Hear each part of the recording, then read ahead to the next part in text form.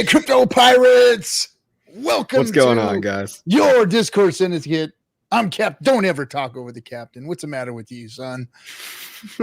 Captain RG3 here, rocking the house with crypto coffee tonight. Gonna hang with me, and we're gonna talk about some freaking stuff, man. We had a really good conversation today, and I'm hoping we're gonna continue that. But welcome to your Discourse Syndicate. This is your place, guys, and for everything Hex, we are going to dig right into what's happening, bro. Not much, man. I heard ETH was dead. I think this is true. Could ETH be dead? I think it's dead, guys. Clickbait. No, guys. ETH is dead. Everybody go home. We lost. We lost, guys. It's over. It was it's good over. While it lasted, but you know. So I'm a little nervous today. I gotta admit. I've got my cousin, my little cousin, my super hot cousin. She is young cousin. She's like your guys' age. She is in the chat room tonight wanting to know about Hex. I got a text message from a family member that actually wants to know about Hex, which is odd. And so she's in the chat room. So I want to say hi to MT tonight. My beautiful cousin. She's hanging out there. Stay away from her, you punks. Anyway, so with that being said, yeah, maybe onboard my cousin here. That didn't sound right, huh? Well, anyway. We'll onboard her all right. Don't you worry. you dirty ass pirates. Stay away from her. Anyway, all right. So I don't have the chat up. Let me turn the chat up. Hold on a second. Here we go. There we go. Oh, Motley, you especially. You stay away, you dirty little slime ball. Hex wants to know if you're from Arkansas by any chance. RG3. You guys, leave those Arkansonians alone. Leave the Arkansonians alone. Mexicans keep it in the family. Oh boy, here we go. This quality chat room that we have is going to start rolling. All right. Anyway, let's see. Let me pull up the other chat here, the restream chat, so that I can watch everybody. Cool. Shut that down. Man, something about, you know what? I never really ran two screens before. And now that I have two screens, I can't use one screen anymore. Yeah. There's no going back. There's no going back. It's horrible. I moved my office from one location to another for work. And I had to call the IT guys to set up my computer. I'm like, can you guys make sure I get two screens? Because, there's only one screen over at the office that I just moved into. So they had to order me new screens because I can't function with freaking one screen anymore. So anyway, there we go. Coffee's hair is fresh. Your hair's looking fresh, they say. That's right, guys. I did it for you. Silky smooth. Silky smooth.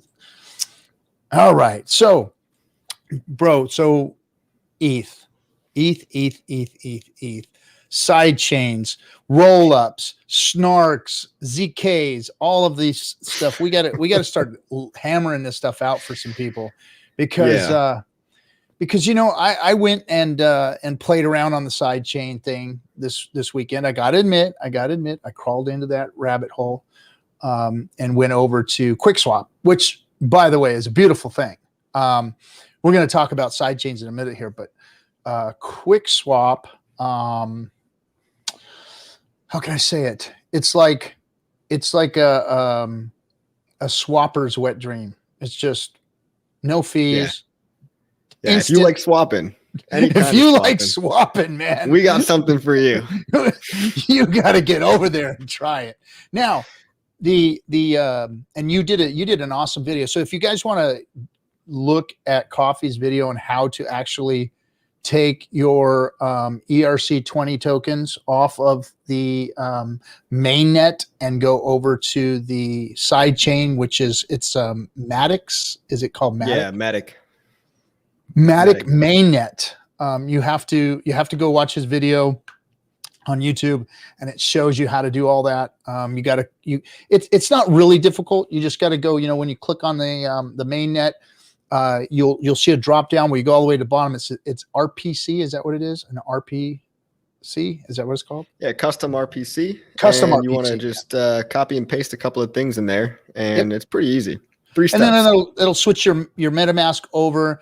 And then unfortunately, when you do get over to, what that is that exists on layer 2, right? It's over on layer 2, which is Ethereum's layer 2.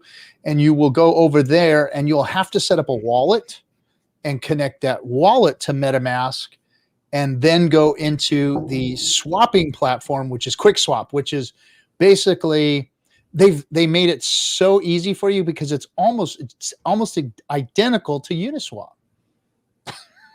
It's the same shit. It's copy and paste city over here, guys. Don't expect too much from the creativity. It's going to be the same interface that we're working with. But there's dragons over there. There's no unicorns. Yeah. There's dragons. Yeah, so different emojis for every different one. They're going to run out of fucking emojis. It's much more badass over there, and they eat unicorns over there. So there's unicorn eating dragons over on the QuickSwap. So anyway, right. That's what's going on over there. But once you do get your ERC20 tokens over to layer 2, and you do start moving around, well, first of all, they're going to give you, I think when you get the wallet, you're going to get some, or maybe even it's when you go to the mainnet, right? You get some free. They hook you up with 0.1 Matic token. It doesn't sound like a lot, but that's all you literally ever need. That's every transaction you'll ever make, especially if you're a Hexagon, because we don't do a whole bunch of transactions. If you don't trade and you just move stuff around and kind of swap them out, then you'll never need any more than what they give you. Because I moved it. I was practicing just kind of playing around with it and seeing how things move around, and I spent nothing. You literally run up about 10,000 transactions on a 0.1 Matic. Wow. Yeah. Probably. Yeah. So it was extremely cool. It's how crypto should work. It really is how Ethereum should work. It moves fast. The transactions are quick, and it doesn't cost you anything. It's like, wow, why can't everything be like this? Why do we have to live in the suck world that we live in and then have to, morph into this other world through the fucking wormhole in order to, live the life that we want to live, or that we should, or that we deserve to live, right? I mean, it is the way crypto is supposed to be, like instantaneous, free. By the time you get done breathing, like your transaction already went through. Like you can't even, it's probably 2 seconds, right? Yeah. It's so easy. Is it the future of everything? I'm not sure. That's what I think we're going to talk about today, because we'll talk about that a little bit. Dragons, they're cool. They dragons eat, are cool. Unicorns, whatever that shit's all about. Apparently, they like to eat pancakes too. Pancakes and unicorns for fucking breakfast. Yeah, they enjoy it.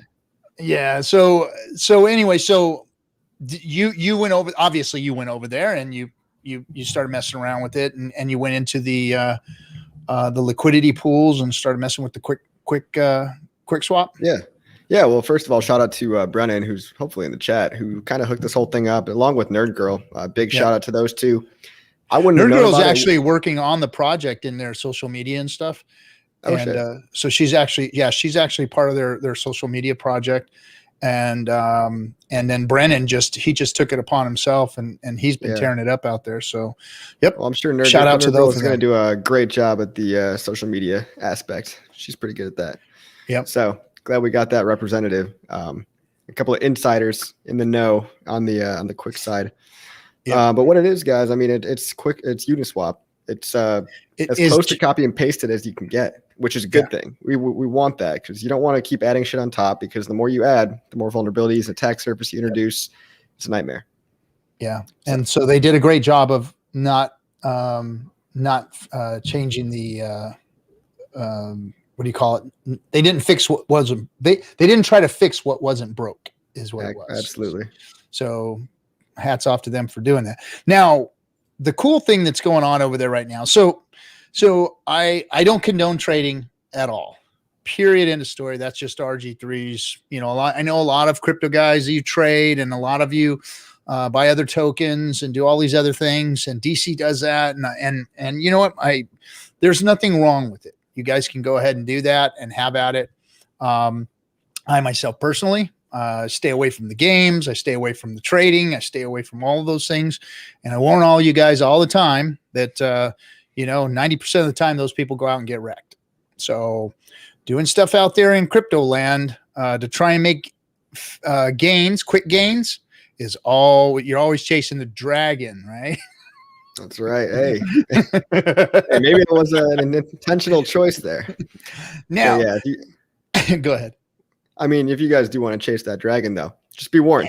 Be warned. You got to pay to get in, and you got to pay to get out. All right. So it's like you're crossing a bridge, and you got to pay the troll toll to get over the bridge. Okay.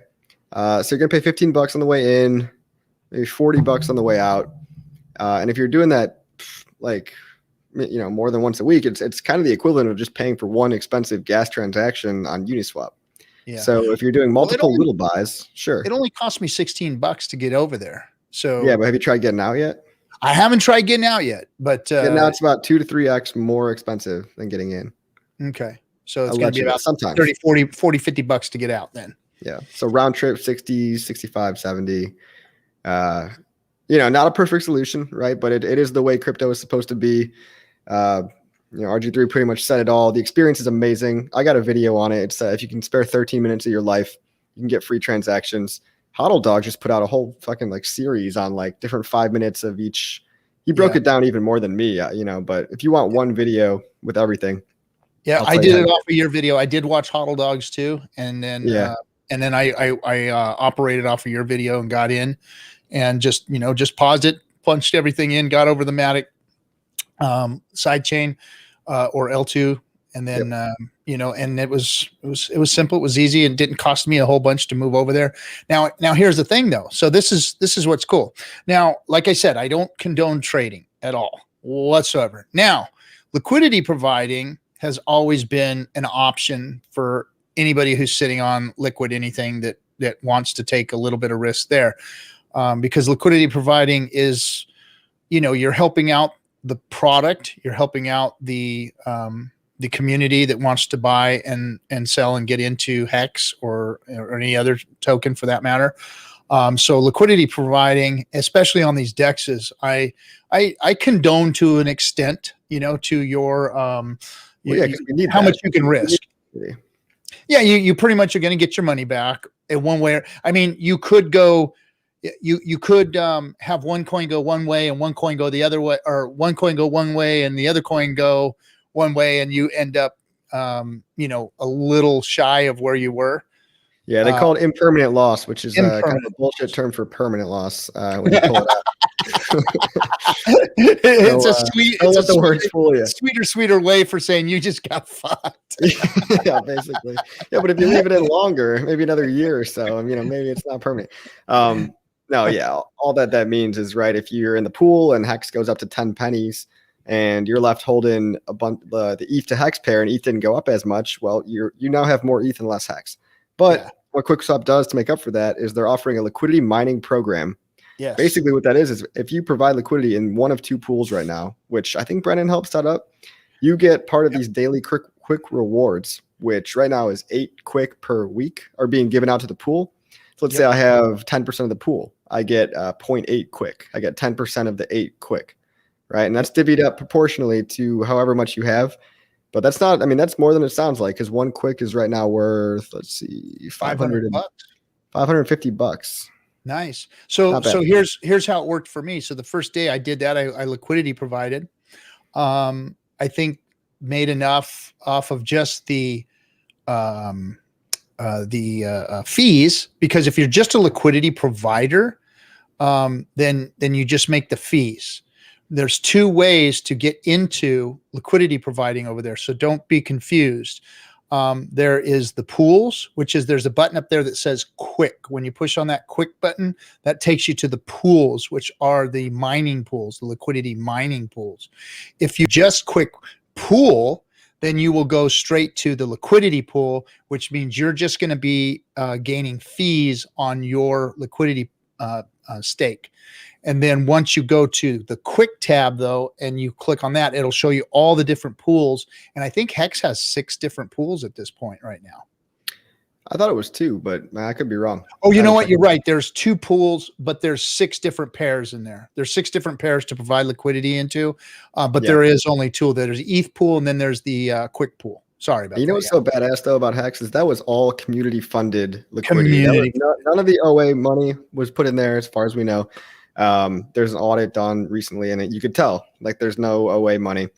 And the owner, Rock Zacharias, he was blown away by the fact that a single community and not a founder or a single person was able to put all that up. He'd never seen anything like it. So, here we are again, making shit cool, making crypto how it's supposed to be, and taking everybody with us. We basically invaded the Telegram chat, and we're pissing people off over there because they don't like to hear about Hex. Yeah, they're always Hexicans got a hex, guys. Hexicans got a hex. Like, sorry. But Ross says, I've been keeping the Matic network on the down low for months, but then I saw it's mostly Indian guys running it. Now I'm wise at these. Nobody ever scams from India. We just got to hope there's some of the good ones, man. COG. Yeah, Ross Hex, not a single scammer from India. That's for sure. Yeah. Almost as safe as Nigeria. So, I mean, so the liquidity, what do you call it? The mining pool is pretty nice. So yesterday, the day before I pulled out of the liquidity pool and went into the mining pool, and I mean the first 2 days well over my fees just to get back in. So it was worth it just to go over there and do that for a day or two. So the gains are actually enough to already get me back for free. So that wasn't a bad little, move into a liquidity pool. First time I ever did that. I didn't do that on Uniswap. Did you? Yeah, no, I just figured I'd try it out for the first time on Quick. And, I put in a small amount, I think like 1 ETH and however much that's worth in Hex. So yeah, maybe not small, but we'll see what happens. Right. Yeah, no, that was, it looks like it's a good project. I mean, it is a project, so it still has to be seen what happens, which kind of segues us into what, you and I talked about earlier this morning. We were chatting on the phone was, these side chains and the things that are going on. I mean, there's multiple side chains that are trying to, work on the scaling problem of ETH. And, I mean, I, in my opinion, I just don't think the side chains are going to be the way to go. I think that it's going to be the rollups and the swap and the optimistic rollups and the ZK rollups. Right. So there's basically there's all these different liquidity solutions that you get here talked about, and what are they? So there's side chains, right? That's what Matic is. It's essentially a state channel or a side chain, and it's utilizing a technology called Plasma, right? And Plasma is the bridge. So the Plasma is the bridge that was kind of a precursor. It was kind of a Lightning Network competitor, right? And then Vitalik realized, hey, okay, this Plasma thing is cool, but there's better stuff out there. So they kind of gave up on Plasma, but Matic is still using Plasma. That they're planning to upgrade, right? But basically, right now, if you want to withdraw via the Plasma bridge, it's going to take you 7 days. 7 days. 7 days. And they've also got a proof of stake bridge. You got to realize that too before you go over there. That there's two is would you call that a sub? What do you call that with because there's the poly what is it? It's so fucking confusing, dude. So Matic is now Polygon, right? So try to get that through your head first. They rebranded to Polygon, but their coin is still called Matic, so that's easy. And then you got a Plasma bridge that bridges Matic token from L1 to L2 and vice versa. But you've also got a proof of stake bridge for their state channel or side chain, which is just the Matic network in general. Okay, so the POS, the proof of stake bridge, will get you withdrawals in about 2 to 3 hours from L2 back to L1, which isn't crazy, but not ideal still. Yeah, so it's going to take you 3 hours as long as you make sure that you move on the POS on the Plasma portion of it, not the Matic. What do they call that one now? That one's called. Wait, what? Okay, so there's. wait, what? I know. I'm trying not to confuse this, but there's the two ways that you can move amongst the L2 network, and you want to make sure that you choose the poly, right? Or POS, they call it. POS, yeah. POS, yeah. Proof of stake. Yeah, the proof of stake. You want to make sure you do that, and not the other one, because if you do the other one, then it's going to take you 7-8 hours to get off of there. 7 days. No, 7 days. Yeah, do the 3 hours. Yeah, you want proof of stake, guys. You get on QuickSwap DEX, QuickSwap.exchange.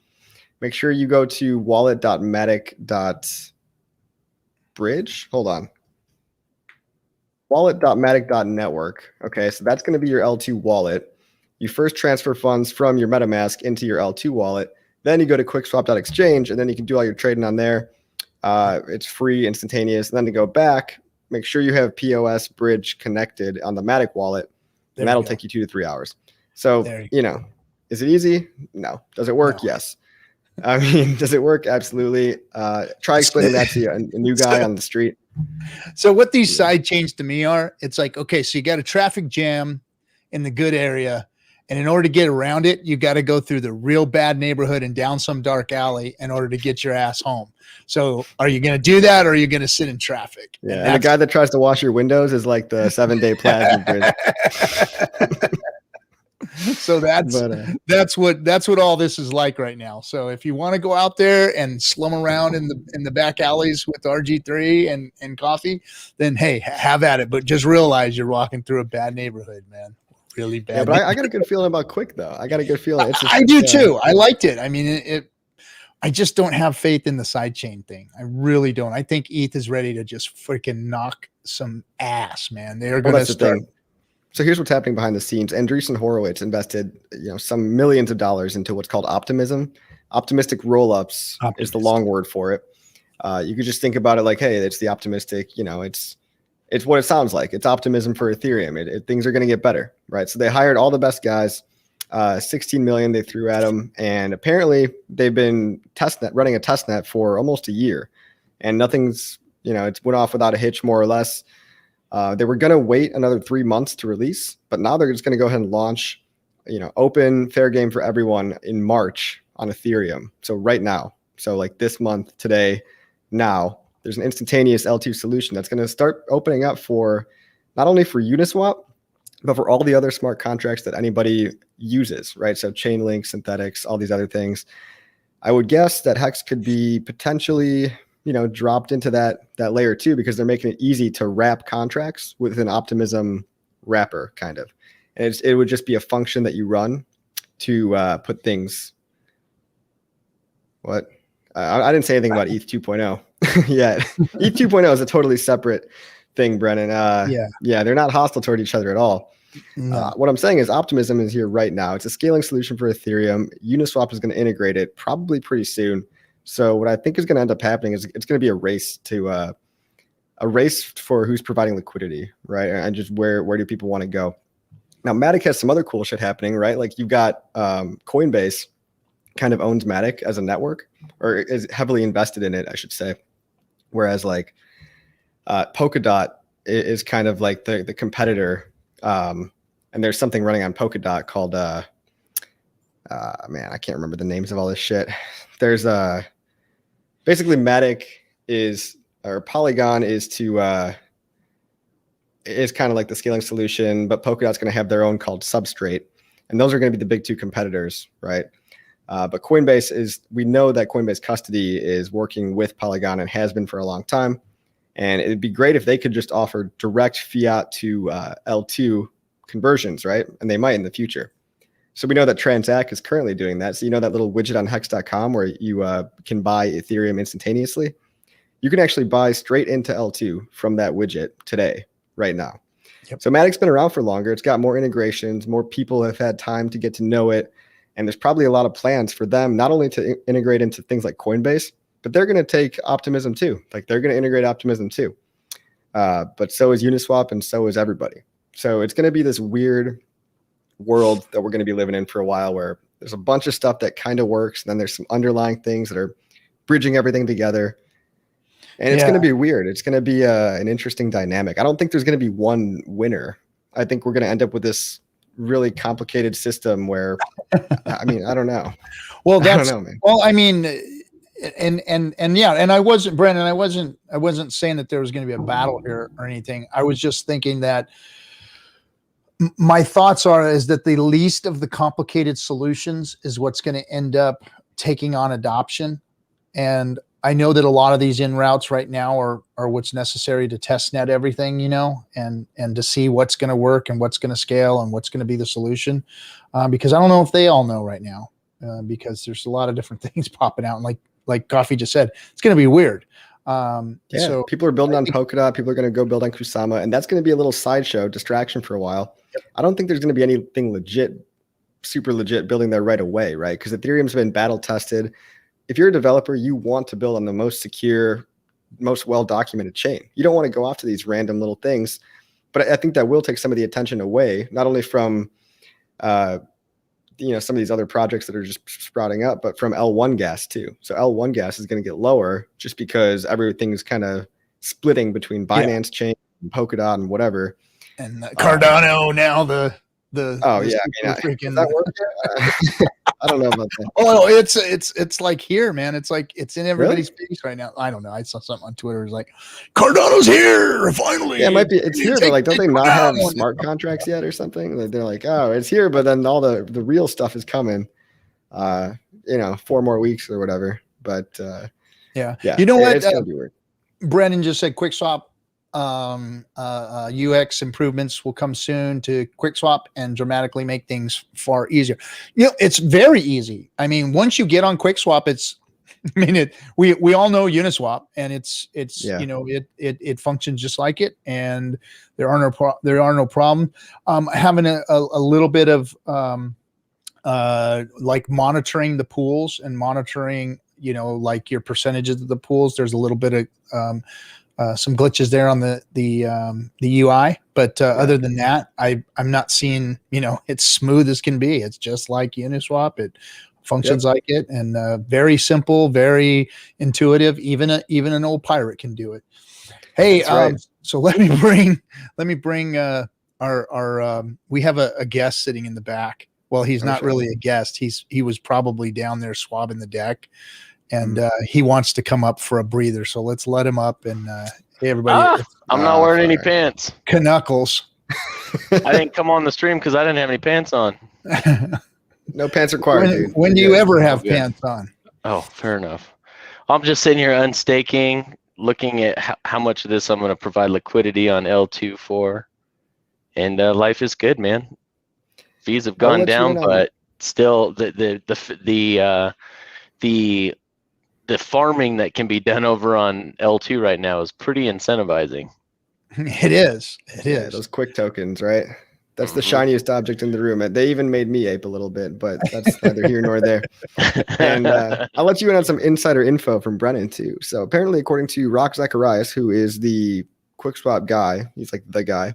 Yep. They're in touch with MetaMask right now, and they're working with MetaMask to basically make that custom RPC form just built in, like easy to fill out, and take that whole step away. So, or just like that's a really easy click on it and it'll populate or something. Maybe. Yeah. So it's a quick win that they're working on, and there's something. Dude, thank Nerd Girl, he said, because she's the one over there spitting out a spleen to make it happen. So yeah. Thanks for that. And then also, I would love to see Matic and QuickSwap on the same website, or at least have a link to it on the website, so you don't have to go explain how to go from here over to here. That would take a lot of steps out of the equation as well. But it's only going to get better. Like Brennan just said, like everyone's working on it right now. So for anyone sitting around, I know everyone kind of sits around and likes to complain, right? But we're out here actually doing shit, spreading the word, and we're Hexicans. We don't just sit and whine. So, well, some of you guys do, but I mean, shit is happening right now. Yeah, it works. Call them out on stream. It's happening. It works, and it's a solution. It's cheap and fast and easy. Once you're on the network. Once you're on the network. Yeah, I mean, you are going to pay that one big fee, but it's not that big compared to some of the shit we've been paying, right? Yeah. Some of you guys wanting to unstake your early stakes and pay, $100, $200, $500. And like I said to you, it's not like there's nothing happening on Ethereum. You got Optimism and you got ZK rollups, which are two different kinds of rollups that I don't even want to go into. But imagine it's kind of like you're leaving a little breadcrumb on Ethereum, and then you're going off to play in a different lane, basically. So all your computation can be done. But you can actually remember how to get back, and it's instantaneous. As long as you can get back home, you'll be all right. There you go. So I want to give credit where credit is due. Abit has been saying this since the beginning. All hexagons, he's been spouting off since especially since the liquidity was pulled by supposedly the OA. He said every hexagon should have been providing liquidity anyway to help support. He has been saying that. He has been saying that for a long time. And now, I agree with him on L2, we need to provide liquidity too. But here's where I'm going to tell you guys to put it. Put it on the Hex USDC pair. Once we hit 300,000 in total liquidity, then they will start paying rewards to that pool as well. But there's no pool right now until you have the Hex USDC at a high enough volume liquidity amount. So once the amount's set high enough, then we start earning in that as well, in that pairing. Mm-hmm. Yeah, thanks for that, Alan. Yeah, we should all be doing that. Yeah, and it was Brennan that gave me the information earlier today that we'll get we'll start getting rewards on the USDC hex pair. Yeah, nice. Like I said, they've got like 5 or 6 pairs in there, or no, it's about 4 pairs, I think, and then the 2 pools already. So there's 4 pairs and two of the pools. So we've got Hexmatic, Hex Quick, Hex USDC. There was another one or two. Hex ETH is the biggest one, right? Hex Quick. Oh, and there's wrapped. Well, it's wrapped ETH. Yeah, it's always wrapped ETH on those things. Yeah. Which is another thing, whole other topic in general. But yeah, we got over $1 million on there. Community money, guys. That's amazing. Yeah. I mean, in both pairs, not 1 million hex, because I made that mistake. I said that $1 million. I said that to Richard, and he was like, "You don't know. You know what the fuck you're talking about." I was like, "Yeah, you're right. I don't." I think actually I told him I didn't know what I was talking about, and he said, "You're goddamn right, you don't." He agreed with you? No, he more than agreed. He said, like, "Oh shit, motherfucker, you don't know shit." You probably just said, "Lol." Oh shit! Yeah, I like this. Right. Somebody's got to have a crazy uncle around, right? I like what Brennan's doing. He says he's connecting hex to every other coin on QuickSwap via the new hex pairs. So nice. Brennan's freaking been working his ass off on that thing, man. He has. He's been hauling ass on it. Right on. Good job, buddy. Yeah, way to take the reins on that and just run with it. Yeah. Put down the mushrooms for a minute, huh? And get your ass out there and get to work. The nootropics. Crazy brain pills. Crazy brain pills. Oh, man. This community. Awesome. So, Hex. Would you... Okay, so Coffee. I want you to... So I've got my cousin out there. And... I want you to explain Hex to her, because she's new. So we got some no coiners out there, and she's probably listening to all this going, "What in the hell are you guys talking about?" Because we've gone like over everybody's head right now. Would you do me a favor and explain Hex to her so I don't have to do it? So it's not coming from her cousin. It's coming from some cute guy on the internet with good hair, with silky smooth hair. That's great. Thank you for noticing, RG. How nice of you. Finally, some goddamn appreciation. So basically, crypto is kind of like, if you like making money, and if you like the fact that Bitcoin went from $1 to $20,000 in less than 10 years, you could have put in $1, you could have put in $100, in 2010, and today you would have had $2 million, right? That's pretty fucking cool, and that's why we're all here. Okay, so cryptocurrency is the highest appreciating asset class of all time in the history of mankind. Never mind the fact that it's a better money, digital revolution. We're basically subverting the entire banking system, but we get to make money along the way and we get to have fun. So Hex comes along as kind of the next innovation big innovation after Bitcoin, right? So if you know anything about banks and what a CD is at a bank, it's a certificate of deposit, right? What that is basically the second most popular product at the bank. In a traditional sense, you would lock up money at a bank and get interest for locking it up. Let's say 1 year, 2 years, 5 years, or whatever. Hex is kind of just like that, but the blockchain version. So there's no middleman. You don't have to pay anybody. You don't have to show your ID or, get fucked over by the bad banking hours or bad customer service or any of the inefficiencies that come along with the traditional financial system. So with Hex, all your money is yours. You get to own it. You get to lock it up and put it away. And as you lock it up for any number of days, you get to make more Hex. You get to make more Hex in interest that's paid at the end of your stake, right? So their lockup periods are called stakes. So it's a better Bitcoin because it's a better store of value. It's replacing the second most popular product at a bank. And wouldn't it be great if you got paid to hold your Bitcoin from 2010 all the way to 2021? A lot of people didn't. A lot of people got shaken out. You might have sold your Bitcoin at $100 and been happy with that. You might have sold it $1,000, been happy with that.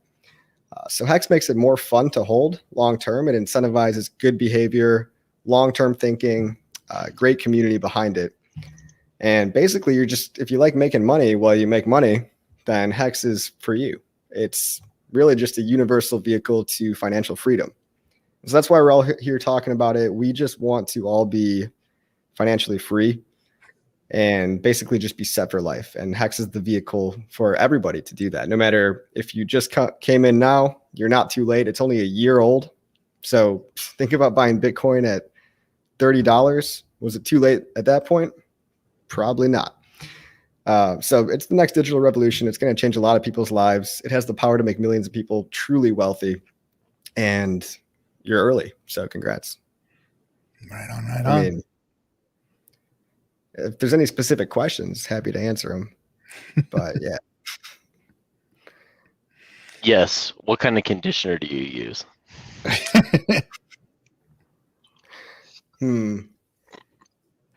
You're afraid to tell everyone your secret or what?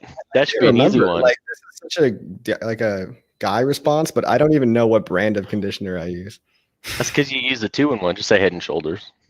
No, don't worry. Just kidding. Grown up. Good. Per plus. Johnny No Good says per plus. If anybody wants more details about Hex, make sure you get my number and text me after the show. Hex Mac, L'Oreal Kids, Strawberry Blast. That's right. Hey, don't bash it. That's very specific. So I told my cousin, I said, I said, so did you get that? And she said, no, I left. It was too hard.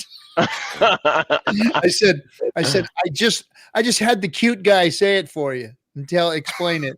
She says, okay, I'll watch it right now. So, oh shit, I got to repeat all that. Watch the replay. Love it. She said I was on for 20 minutes and was like, this is hard. You lost after we said plasma-matic and optimism in the same sentence. Yeah. What the freaking hell is that? People wonder why I can't freaking understand all this shit. It's hard. Well, gentlemen, I was just dropping in to say, hey, I was at the office to try to finish up some stuff. The whole family was sick today, so I was not at work. So needed to get some stuff knocked out, and I just thought I'd say hey since I was already here. So, drop a text message to that gentleman real quick, and just I will ask him to forward those over to you. So, okay, right on. Will do, my friend. The logos, baby, the logos. The shirts are coming close, guys. Ready. They're like ready. Ink on them bitches. Yes. Right on. Yep. Fuck yeah. Cool. So sign me up.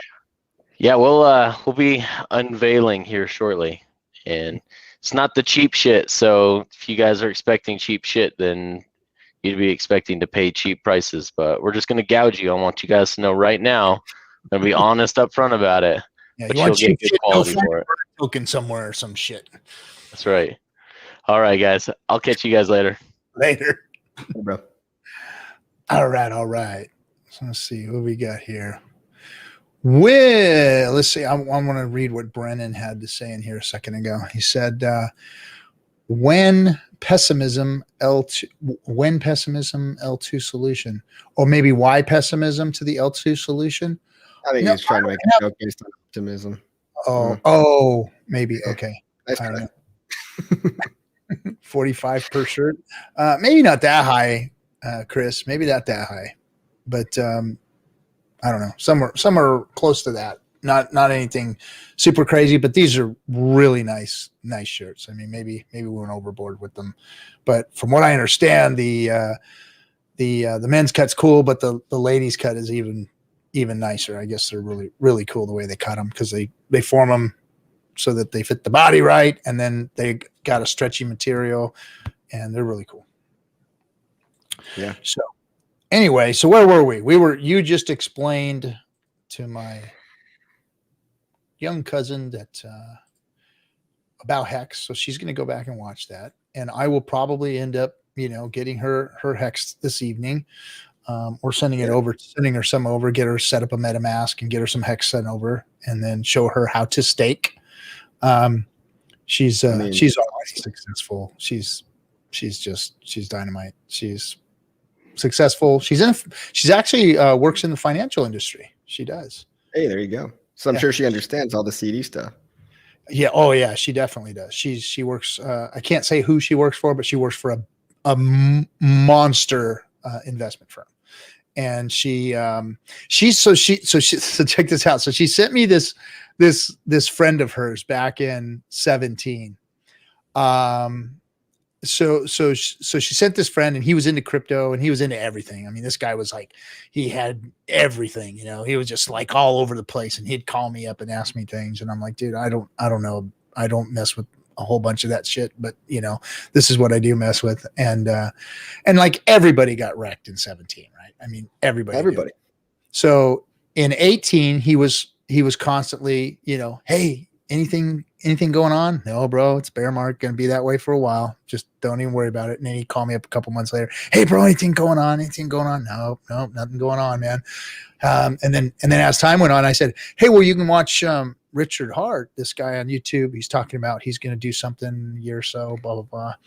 And yeah, whatever. He said, yeah, whatever. And then he'd call me back. Hey, anything going on? No, just still checking out that Bitcoin Hex thing, and seeing where it's going to go. Yeah. Let me know. So he never watched anything, dude. Never watched anything. So launch came, and I sent him a message and said, hey, dude, hey, that Hex project that I told you about is launching. Oh, yeah. Whatever, dude. Okay. So then a couple months into 2020, he was like, hey, what's going on? I said, Hex, dude. Hex is it.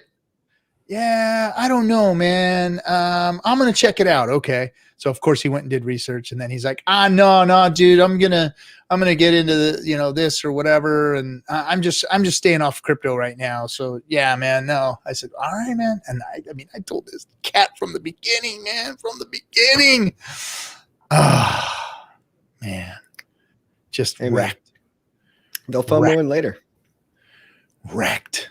Oh, everyone's got their price. You can FOMO in at 50 cents. That's okay. It's still a good investment at 50 cents. Yeah. Still a good investment at $1, honestly. It's like, you ever see that commercial where Bill Gates is in his garage working on his computer, when he was a kid? He's like in his 18 or so, 19. And he's like telling his buddy, hey man, you want to put a few bucks into this and help me get this computer thing started? And guy was like, nah, dude, I'm going to go to buy me one of these 8-tracks. I'm buying. It's crazy, dude. It's so trippy to look at videos of like, you take like Steve Jobs, and there's some old footage of him from the early, maybe late 80s or whatever, talking about Apple and how big everything was going to be. And it's creepy. And there was some guy that invested $800 with him, right? That he was like one of the major owners back then, who could have became a multi-billionaire, but he sold out for about $10,000 like in the first few years. And nobody saw the long-term vision, Yeah, that hurts, man. That hurts. Yeah. Well, Hexicans aren't in that boat. And I was looking, what was I looking at that was showing me the wallets, the Bitcoin? Oh, I was watching this thing about Bitcoin. and they were talking about the wallets. You know, the couple of thousand wallets are just monstrously filled with Bitcoin. You know, they got just monster amounts in them. And there's a couple of thousand of these wallets out there, you know, where people are very, very wealthy because of Bitcoin. And I mean, that's what hex bags are like right now. Just monstrous new whales. With the new whales. New whales. New and these whale wallets are going to stay dormant for a long ass time. And that's when you see this stuff moving around for Bitcoin. Like lately, when it hit 58K, 60K, there were some triggers going off on wallets that had just been dormant for forever. Yeah. And that was whales pushing the market around. Those wallets that moved, I guess they moved a few thousand Bitcoin or something. And it was like, this is like a freaking, you know, old school Bitcoin wallet that hasn't moved since its inception, since it mined the coins, you know? So that was like big deal. Yeah. And that was a lot of the miners too, because, there was this whole conspiracy about, you know, F2 pool and Binance collusion. They were selling the price down to get in at a better price. You know, obviously they're buying the dip, stuff like that. But yeah, it's coordinated miners. And there's this whole thing with Tether going on right now too. So maybe a lot of that was Bitcoin was sold to potentially perhaps get on the balance sheet of Tether, so they could account for their $35 billion that they claim they have. I don't know. It's all speculation, but yeah, but still fuckery. A lot of fuckery. But so that takes me to a conversation that I had, a private conversation I had with Wales. Me and Wales had a talk, and I want to know a little bit about some of the things he was talking about and what his opinions were. And actually got to see him. We talked on you know, on not on the stream or anything. So I actually got to meet Wales and talk to him mano a mano, look him in the eye, and so for all of you out there who you know, worry about him not showing his face, he has a legitimate reason. We spoke about that too. He'll come on, and me and him will have an in-depth conversation about it on stream. Nice. But I mean, he's just been doing some good work. He's been putting in a lot of work, and I wanted to see what made this guy tick. And you know, I got to look in somebody's face and kind of see who they are and what they're about. Like I did with Richard. You know, I watched him through all those streams. I watched his expressions. I watched the things he talked about. I watched his body language and the way he addressed things and the way he spoke about things, his passion, his anger, his, you know, all of his kind of just looking for his feels, you know, and that's why I started trusting him. And I felt that way about Wales when I had we talked for about 45 minutes or so today, and really like that guy. I really like him, and he's smart, and he's legit too. So for people who are fudding Wales, leave him alone. He's a good dude. We're gonna have him on the stream. Probably not his face. What's that? I wasn't fudding Wales. What are you talking about? No. I wasn't talking about you. I wasn't talking about you. So there's some other people that are talking about him not showing his face, and I get that, because that's what this community is about. That's what the stream is about. But he's in a situation where, you know, it could cost him his livelihood, his job, and he doesn't want to do that. And I get it, because now I'm in a situation where, you know, I may not want my boss to see what I do here on stream, but I had this before I had my job. So anyway, RG3 was the original fudder of Wales. Yeah, you know, I probably was. I think that I was. Hey, I was not going to say it out loud, but somebody else did for me. But maybe I caused everybody to. But anyway, that's here, there. What I wanted to talk about was what he and I were discussing, and if I did, I on stream here, I apologize. I didn't mean to. But hey, it's about showing our faces around here. So anyway, but he has a legit excuse, and he did reveal himself to me, so it wasn't like, you know. But anyway, the thing I wanted to discuss with you about was the fact that you know, the scarcity of hex, the wallets, the whales that are in there now, and what that's going to mean here in the future, because hex is going to start getting really, really scarce. I mean, really, really scarce. Yep. And it's almost going to be like there's not going to be any supply out there. once it does get bought up. And once it does get bought up, the only supply that's going to be available is these big wallets that we have, that the stakers have. And I mean, that's literally under 10% of the hex that's out there. And I mean, even if everything out there staked now, what are we looking at? Maybe 17, 18, 19% hex staked, maybe? Staked? No, you could see it's only about 9 or 10% staked. No. How much hex is out there available? Probably, maybe less than 20% of the total supply. Yeah, you're probably right. So and that's the thing though, it's gonna have to be adjusted accordingly. So no expectations, but I think you will see adjustments being made. One thing about the low liquidity situation is it's great for making new whales, right? So it gives everybody that's literally it's giving all the plebs equal opportunity to become a new whale, and we're just turning our backs to it. We're a lot of people out there, not myself, but they're complaining about the low liquidity. They're complaining about everything that they can when the opportunity is right in front of their eyes. Like the reason there is low liquidity is because institutions, it's keeping them out. Institutions aren't going to come in until there's higher liquidity because they don't want to move the market up 100x against themselves. This is the average chance right now to get in and get some hex under a penny. Right. And you guys, I mean, not you guys all know what's up, but a lot of people out there on Twitter, they don't see the opportunity that we see that's right in front of your face. Like it's right there. I don't know. It is. I mean, it's going to get a lot more scarce. It's going to get a lot more rare. And then when somebody does buy in, when somebody does, market buy a few $1 million worth of hex, everything changes at that point. Yeah. Everything changes. I mean, how crazy does it feel that even a little 10K buy can push the price up like, 5%? That's wild. That's insane. That's insane. And this is keeping the institutions out. That big stake is also fudding everybody out. That big stake that's probably not going to dump in mid-March. It's perfect opportunity to get in, and maybe even, just after that time. And that's another weird conspiracy. Why do you think that big stake is ending mid-March, right as the timing of optimism lined up with Uniswap and all this shit? Could it be that people know things that we don't know? I don't know. There could be other conversations going on behind doors that we're not privy to. And it's all lining up. The stars are lining up, is what it looks like to me. It just seemed too perfect. The timing just seemed too perfect. Yeah. And don't forget that there's always, since the inception of the AA, there is always, what was it? Maybe February, March. Was it March or April that the ETH whale breached for the first time? Or was there a stake in before that? I don't remember. Genesis whale. The Genesis whale. Oh yeah. It was May, I think, right?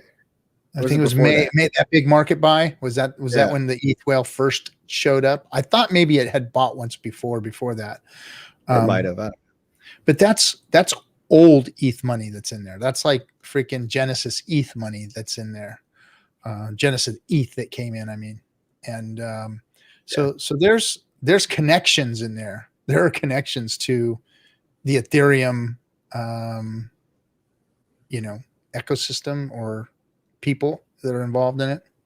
So, I mean, this is all just speculation, but you can almost take a look at it and like get back 30,000 feet level and take a look and say, man, this is all the timing on all of this is really, really unique looking. I mean, it's just like you said, roll-ups. ETH's about ready to launch all of its shit.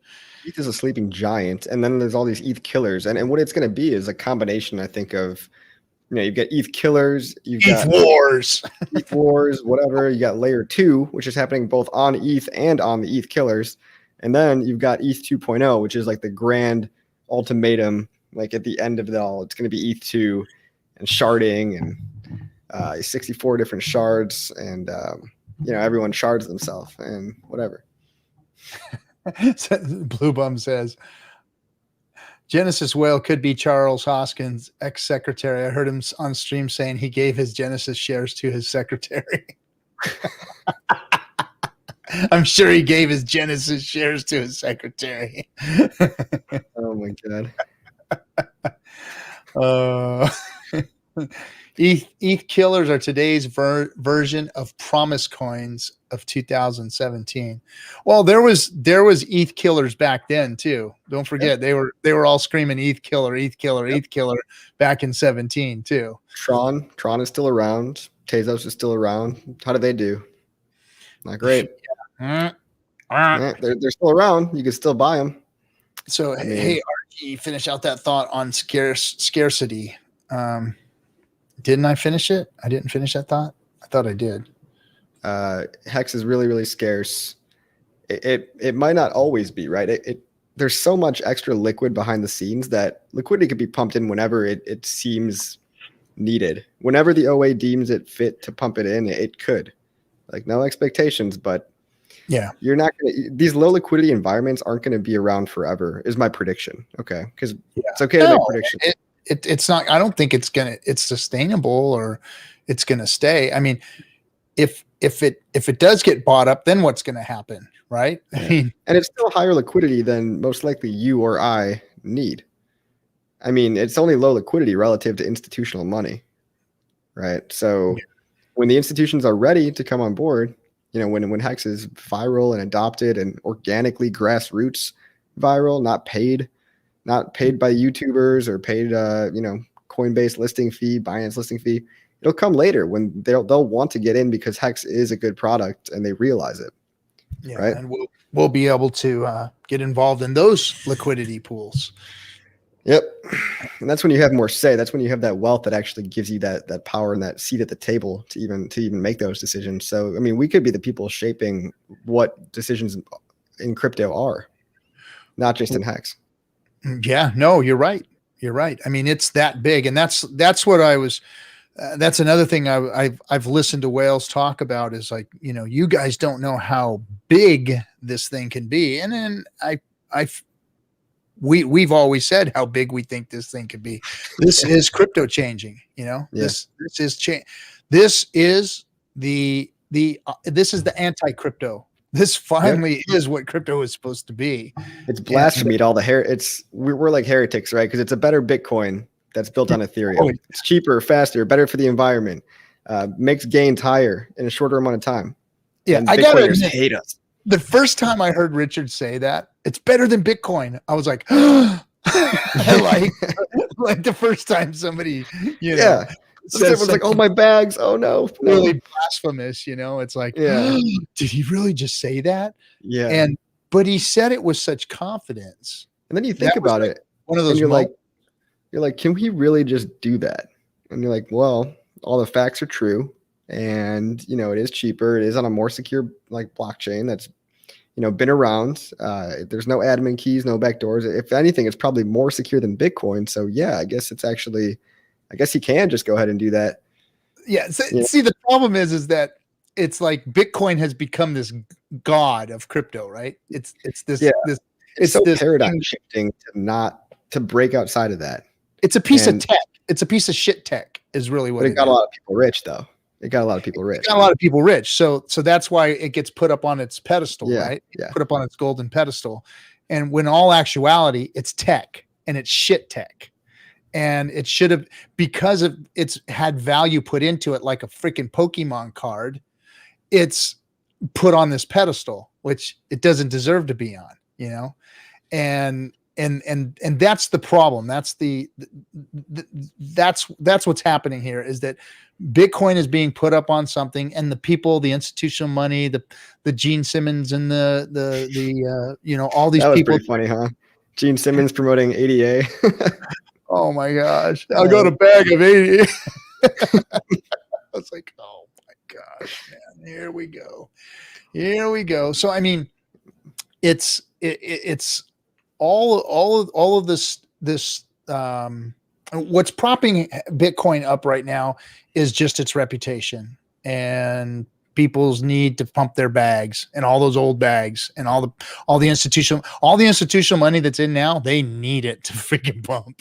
So it's going to be really blasphemous to say anything about Bitcoin now. And it makes it harder to say something bad about it when it's at 45K, right? Yeah, it's. I mean, people are still going to call it a scam. People are going to call it a scam until the day they die, and they're going to die very, very poor. Yeah, but I mean, within crypto, for people like us in crypto to even say, Bitcoin's a piece of shit, and to say that when it's 45K, 50K, it's like, what are you, stupid? I mean, it did something right. But that's what I'm talking about. And I've talked about this on previous videos. When everyone thinks the same thing, usually that means everyone is starting to be wrong, right? So everyone is now starting to think that Bitcoin is cool. It's the right answer. It's trendy. That means you got to be looking for the next thing after that. Because if you're a bandwagon fan and you're just hopping on, you're at the top of the S curve, dude, and you're about to get dumped on by institutions who are the only people with enough money left to pump your bag for you. So either get fucked by the guys that you tried to evade in the first place, or join a digital revolution that's 3-letter word, rhymes with sex. Okay, so I know. So I'm gonna go ahead and answer and address Internet Lurker, whom I love to death. I don't agree with RG3. You keep saying it's shit tech, but please remember that Hex will have no upgrades. So how is it much different than BTC? And I'm not talking about it being built on ETH. No, Internet Lurker. But here's the thing. Yes, Bitcoin is still shit tech. It's old tech. It's old crypto. It doesn't work like the newer stuff, and it doesn't work like Hex. And on top of that, so how is it much different than BTC? We say it all the time. It's more secure. It's faster. You can stake it and earn interest on it. You can't do any of that shit with Bitcoin. And so even though Hex doesn't change, it won't change for 15, 20, 30, 40, 100 years from now. It doesn't need to. It already does something well. It gains interest, and it gains interest well. It does it actually on a completely different level than anything in finance ever has. I mean, I've been looking at compound interest and seeing how that works. And what Richard and the team did with the reverse compounding of the interest and everything is freaking amazing. I mean, it's amazing what they did with that. So but I think also there's a mistake being made that when's the last time you really got a decent upgrade in Bitcoin? I mean, even SegWit was marginal gains. It hasn't really had a noticeable upgrade in over 5 years, and it probably won't, because at this point it's too big to change. So, I mean, but one thing that you can't ignore is, it's built on top of ETH, but the things you can build around it, or things you can plug it into, or things you could wrap it in, encapsulated stakes, all this different stuff. The tools and infrastructure are vastly superior on Ethereum. So building around it and on top of it is, it can't just be dismissed, right? The base isn't changing, and that's a good thing, but it's so interoperable with different possibilities now that's what the real benefit is. Yeah. Let me address this too. So Brennan, right. The hex core will never change, but it does. And that's what Coffee just said, is that there's going to be other things built on it and all this. So 00 Hexagon, too much money in BTC now. It won't crash like we're used to. It'll be bought up to keep average people from attaining LC wealth. Hex is the next best bet. I'm sorry, but don't ever think that it can't crash. It can crash. Yeah. It can crash. It can go right back down to 3K. I'm not saying that it's likely, but it can go right back down there. They can move that shit so fast now, because guess what? There's even less holders of the Bitcoins. So those Bitcoins, or whatever you want to call them, can be moved very quickly. And they can rug pull on Bitcoin so fast that it'll make your head spin. So don't think that some of that Tether FUD is kind of revealing how volatile it still is, right? Because you have this Tether FUD that's, if Tether fails, Bitcoin is very significantly fucked for a while. It's not going away. It's not going to die. Yeah, it's not. It's not ever. The price is going to be hurt. And again, I want to tell everybody that I don't have disrespect for Bitcoin. I don't have disrespect for it. I do. It's the first. It created crypto. Whoever Satoshi is, hats off. Awesome, because I would have never had Hex if it wasn't for Bitcoin. But when you talk about it fundamentally, when you talk about it from a tech point of view, like for instance, if I was, and I'm not, a crypto expert, and a guy wants to put billions of dollars into crypto, and they called upon me to explain to them what's going to be my best move into crypto, I probably would not have advised them to put all of their funds into Bitcoin. I mean, maybe that would be how they get in, and that might be what they're doing, but definitely be moving into other assets. For instance, Ethereum. I think Ethereum is the future of crypto, and that's where things are going to be built that are going to take crypto into the next generation. You're not going to build them on Bitcoin. It's just not going to happen. But here's one thing that I will say that I think you're doing with that statement, Bitcoin is shit. Part of what I think you're doing is just getting people's attention, right? Because that's a feeling statement. That's like, hey, fuck your shit, and pay attention and then wake up, right? And then everyone stops what they're doing. They're like, oh, did he really just say something bad about my bag? And then that's when you get to explain, okay, so it's not really shit. It's just old. It's, not going to be built on anymore. And it's still going to go up. Sure. I think it's going to go up, but yeah. When, I mean, and there's different ways to speak to something, and Bitcoin has its place as far as nostalgia goes. But as far as crypto tech goes, because that's where we're going, guys, this crypto is morphing into the products and projects and things that it's supposed to be. Because when Bitcoin first came out, it said there's going to be, the crypto is going to have all kinds of different avenues and approaches. And then when Ethereum came out, it was like, okay, here that is. Here's the smart contracts. Here's how you do DAOs, and here's how you do all of these things.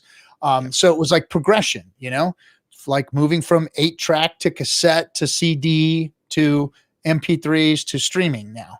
So it's progression of the technology. Now, is 8-tracks and LPs, albums, the old things that spin around with the needle on it, are all those things cool and nifty and nostalgic? Yes, they are. But that's not what they use to play your music. That's not what they use as a substrate anymore. That's not what they use to record today's music. Those things are all in the past.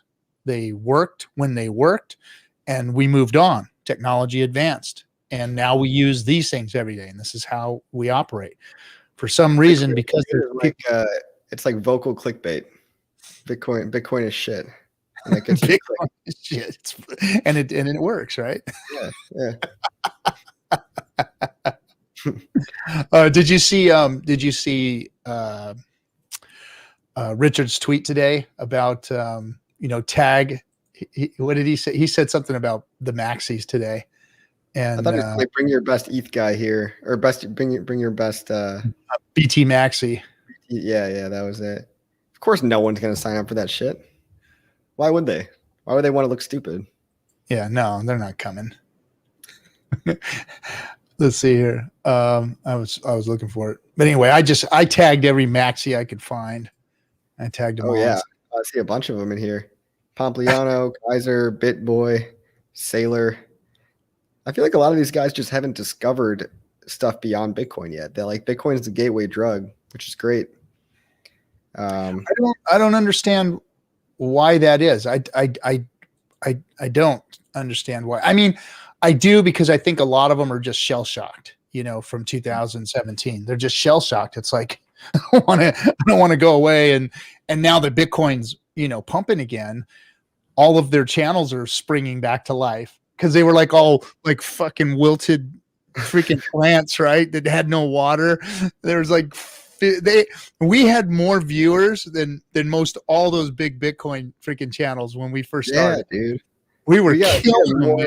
We were more on the live stream than like Tone Vase, and that was after we were killing Tone at one point, and after we were killing Tone, now Bitcoin started pumping, and all their little streams started getting watered, and now they're all bubbly and happy and freaking dancing in the sunshine of 50K Bitcoin now, and everyone's all happy, kumbaya, and streaming again, and it's funny, man.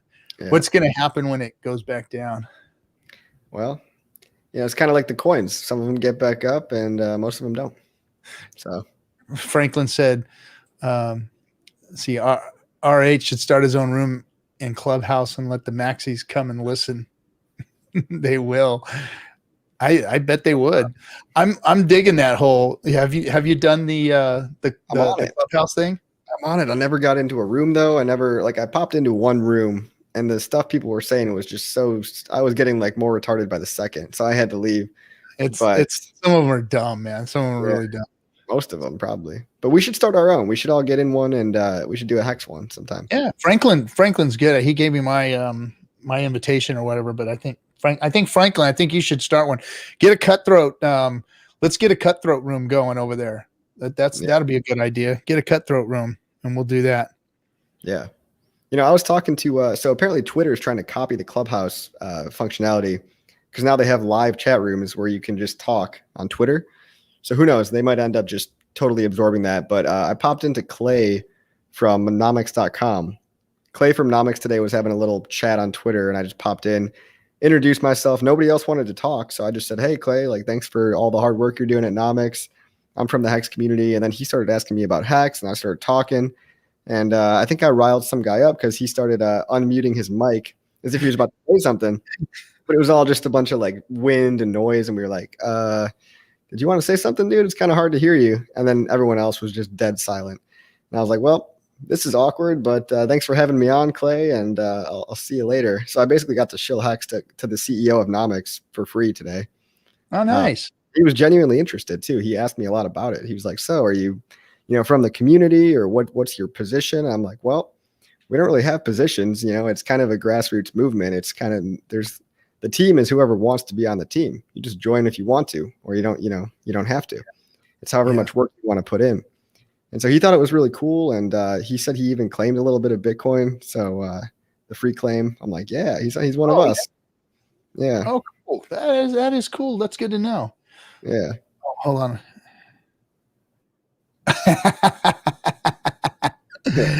So my cousin said, I said, Coffee explained it to you well. And she said, yeah, but I need to know what kind of conditioner he uses. Damn it. You guys want me to look it up right now? I'll go take a look. I'll tell you. I'm going to tell her. Okay. I'll tell you how. She wants to know how to buy Hex. I'll hook her up. Maybe I'll just send her. I'll give you Coffee's number. How's that sound, MT? I'll send you Coffee's number. That sounds great to me. You don't got to ask me about that. So, where was I? Before I lost my train of thought. Shampoo, Clay, Nomics, Clubhouse. We got to start a Clubhouse, guys.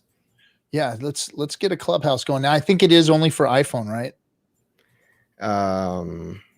Yeah, which is kind of bullshit. That's kind of like, why would you do that? Like half the world uses Android. That's such a Silicon Valley move, dude. It's like assuming everybody has iPhones. Fucking dicks. I don't know how. It's hard to go from one to the other, back and forth.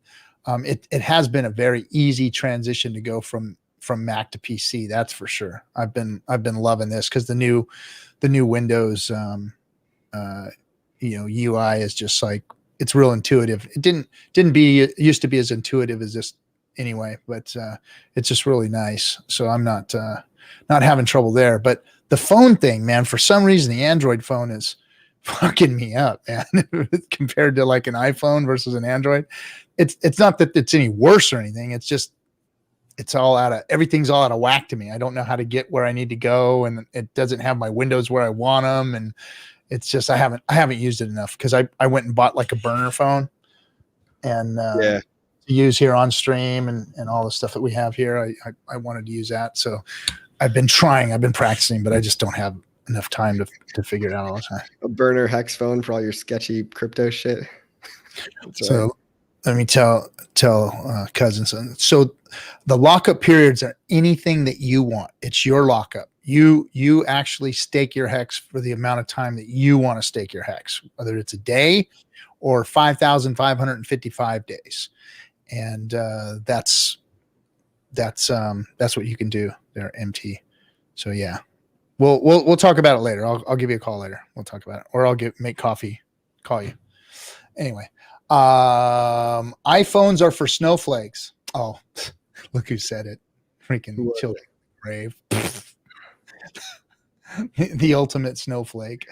Yeah, someone's got an Android for sure. Obviously. Everyone's mad he can't afford an iPhone. Yeah, the Clubhouse is not, and yep, no Android, no Android guys. It is kind of elitist though, probably, to be like, oh, we're only on the iPhone, but whatever. I don't know. Sorry, guys. You're missing out. You're missing out. I thought the couple of rooms that I got in were kind of cool. But yet, like you said, there's some that just get. Yeah, I mean, some guy was talking about NFTs, and my ear started bleeding, and I was like, God damn it! I can't sit around and listen to this stuff. No fucking thanks, right? Isn't that what NFTs? Didn't Richard Hart just post a CryptoKitties chart today? Yeah. So it's like I didn't even know that thing was still trading. If you buy a JPEG that has a freaking serial number attached to it, you deserve to get wrecked. That's such a good way of putting it, though, right? Like it's literally just a fucking picture with a serial number. But like, oh, your serial number's on the ETH blockchain. Like, yeah, okay, cool. I don't get it. I mean, all these like art maxis or art enthusiasts are like, this is the greatest thing in the world, man. It's like NFTs are going to rule the world. It's going to change art forever, man. It's like it might to a degree, but not if you're paying $200,000 for a fucking. If I screen that son of a bitch and put it up on my wall, guess what? I got it too, bitch. I mean, it's going to be like people are going to start having like digital property and all that stuff with Decentraland, and yeah, I get it. It's got value as a game, if you want to kind of escape reality a little bit. But that's it. It's a game. It's over monetizing game. My son was doing this, a couple of years ago.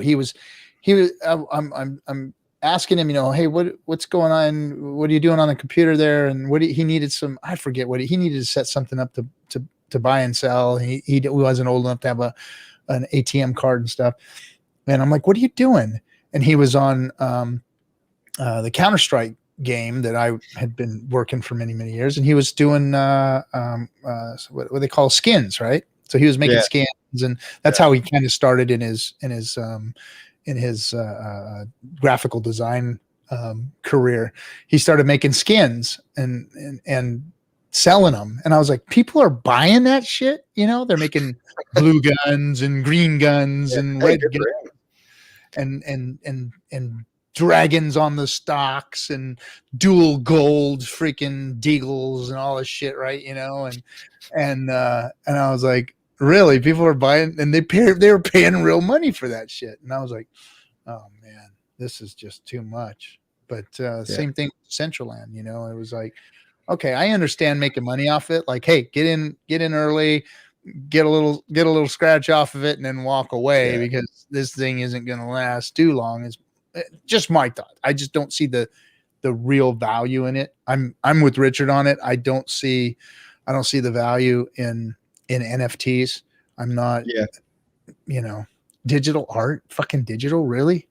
Like, so it's going to have a floor. I think once it crashes, it's going to establish a price floor, and from there you could start to accurately price things. But that's 4 or 5 years away, and it's going to be at a lot lower prices than they are right now.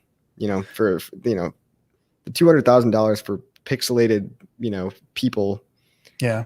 For those of you who don't know what we're talking about, NFTs are, a digital image that sits on the blockchain, and people, because it has a address attached to it or it's encrypted, there can only be one of that, and because there's only one of that, it's supposed to have some type of value.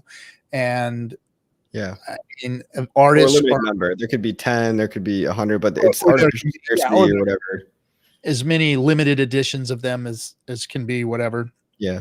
Kind of. I can understand the fact that Pokemon cards have value, right? That's why I can understand the fact that not as much value as they have, dude. I'm like fucking perplexed on that bullshit. Yeah, but what? People say the same thing about Bitcoin. People say the same thing about crypto, just because they don't get it, because they're not in it. But I'm looking at like, okay, and baseball cards and football cards and all that, and hockey and all that stuff are just the same thing. They have just about as much value. But I mean, those things have been around a lot longer, and there's like human beings behind it, and like human beings that can no longer be part of that anymore, that are behind it, like dead human beings. And this is just a fucking cartoon, like It's a limited. nostalgia, man. It's just nostalgia. Like, like, you know how much the old Game Boy goes for now? It's like more than it originally cost when it came out. You know, the original Game Boy. But, okay. No, all right. So, but it's this generation that's doing that, because you go back, like my damn G.I. Joe ain't worth about shit. And that's from 1964. That's a real freaking, toy in a box that, and now this freaking Pokemon card, I mean, that has nostalgia too, but this Pokemon fucking card, man, I guess it's whatever people will pay for them, because all the millennials are on YouTube now pumping it up. Yeah, I guess so, man. It's going through a total hype wave. It's crazy because I'm looking at all of this old stuff that I have, cards and games and toys and all these things that I've collected over the years. And I'm going, none of these motherfucking things are as good as that one fucking Pokemon card. Holy shit, man. I was blown away by that. I was really blown away by that. Well, that's like what Richard Hart says. He's like, which one of the coins do you think doesn't deserve to be in the top 10? Right. And he's like, well, then those are your economic blind spots, because apparently some other people do. But obviously the whole NFT thing is way overvalued. All I'm saying is one day it's going to end up being like the Pokemon card or the whatever, Babe Ruth original card, whatever the fuck, G.I. Joe, everything. It's going to have some value to some people. Maybe some will have more, some will have less, but you should see the type of shit they're paying for, man. It's awful. Yeah, I mean, like the Babe Ruth card, I don't even know if that even is as much as like the top Pokemon card. Probably not. I think Charizards are like a couple grand. They used to put them in I guess the Babe Ruth card. The Babe Ruth card is really small. It's like a really small card. And they had put it in a cigarette pack. It wasn't even in gum or anything like that. It was in a cigarette pack that the Babe Ruth card was in.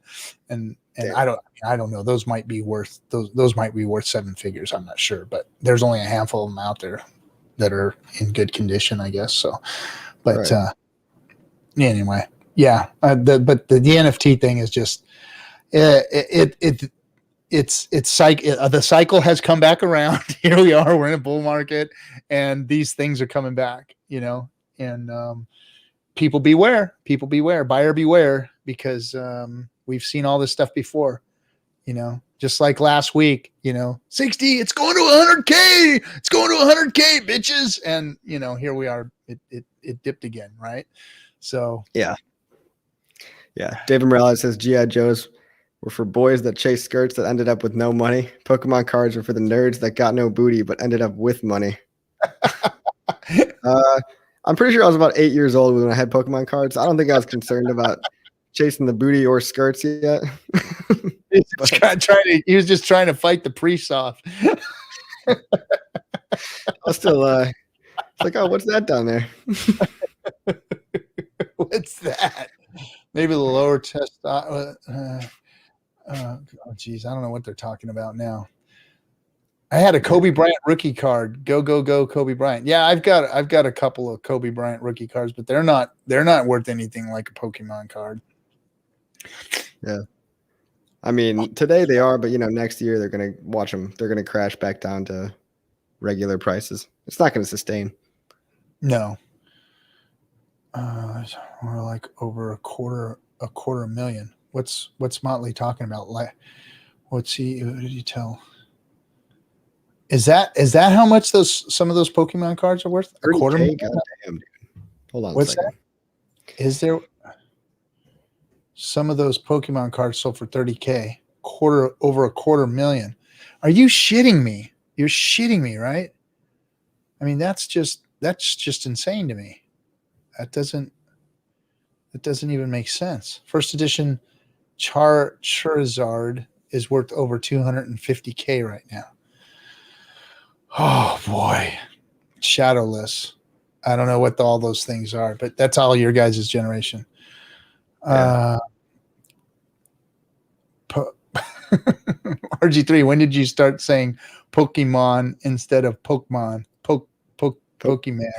Pokemon's like the boomer way to say it, and then Pokemon is like the millennial way. Oh, the right way, okay. I should say. I'll say it. It's Pokemon. There's goddamn Pokemon cards, and yeah. Record sale was 300K per single card. Yeah, I mean, it's like Pokemon and NFTs are going through the same thing right now. Jeez. Well, I mean, yeah, there's some NFTs out there that are that price, which People is just have too much money, man. They have too much helicopter money, and they just don't know what to do with it. I guess. I don't have that kind of money to be blown. Hell I no, can't think of any other reason though. It's like, I mean, if everyone else is like, either you're kind of getting fucked by the economy right now, or you're doing pretty well, and I guess you have leftover spare change to throw into shit like Pokemon cards. Yeah, I guess. I know that there's a lot of money that's being printed, and there's going to end up being a lot of money. They're already talking about that in the U.S. here. They're already talking about here it comes, guys. It's infrastructure month is coming, and they're going to be dumping. They just dumped some money into the virus thing, and now they're going to dump a bunch of money in infrastructure. Here it comes, a couple more trillion. You watch.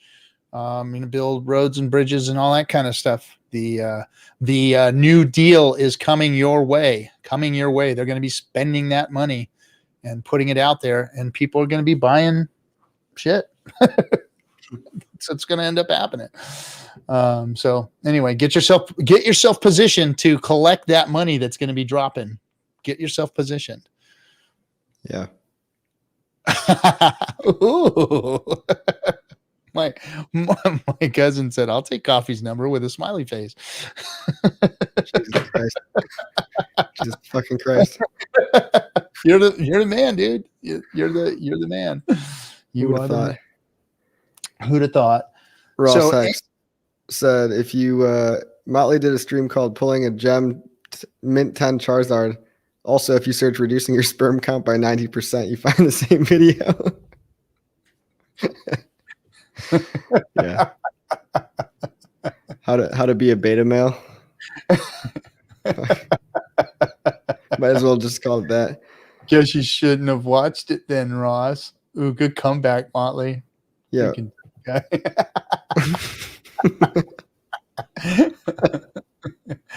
Logan Paul made himself into a Pokemon.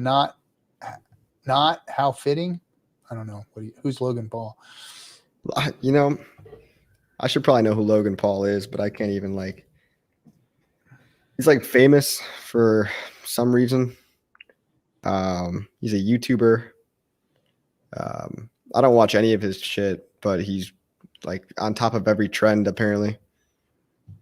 So maybe you Pokemanners should go out and take NFT pictures of your Charises and stuff, and put those out there on the interwebs and cryptography. Charizads or whatever they are, and Jesus Christ, and get your Pokemans on the NFT hang there and see how much you can get for that. Yeah. Hex Max got some Pokemans too. He's a Pokemon. I bet he's got a bunch of them. Yeah, I heard he like as soon as Motley mentioned it, he was like all over that Pokemon. Schwantz. He was all over it, man. It was him and Motley were talking like freaking like they were into guns or something. It was like, bro. Hey, I'm not gonna lie. I still got my cards. I still got a whole binder of them, but they're from when I was 8, 9, and I was thinking one day they might be worth some money. Apparently today's that day. But yeah, for whatever reason, every time I show them to girls, they always leave. So, so no one else thinks they're that cool. Oh, MT just said, never mind, he's a Pokemanner. I don't need the number. I'm telling you, if you sound if you say Pokemon, they're gonna know you're a boomer right away. If you say Pokemon. Yeah, that's the dead giveaway. Sure. Ross said, hey, right? RG3 gets my respect not knowing how to say Charizard. It's less embarrassing than half of our audience right now. What's that? Half of our audience probably knows what Charizard is. It's kind of hard to tell. Ross Hex, you either look like you're 12 or 45. I can't quite tell from your picture. So Charizard is I didn't know that the Charizard existed until I guess yesterday or whatever when they started talking about it. So I didn't. So do you guys have like some Pokemon stakes out there that you guys are going to take out and go buy? Like I'm going to get that Charizard. I've been wanting that Charizard all my life, and I'm going to get that damn Charizard with this. In 15 years, I'm buying my Charizard. Is that what you guys are? Well, to be honest, man, I got to look it up right now. I mean, I'm sure Motley could just tell me because he's obviously an expert at this thing. But Motley, drop it. Just drop it, Motley.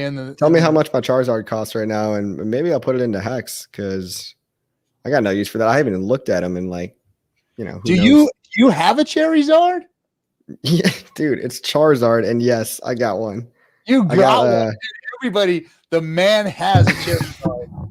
The man has a Charizard. Now, how much is how much is a Charizard worth? Hold on. Googling. I'll share my screen here. If you got one, sell it. It's not PSA graded HexMac. There's like a company you got to send them into that does the grading. Yeah, no, they do that with. Oh, here it is, right here. What do we got? Top 10 Charizards. Shit, man. 12K. Wow. Good God. So you send it in, get it graded.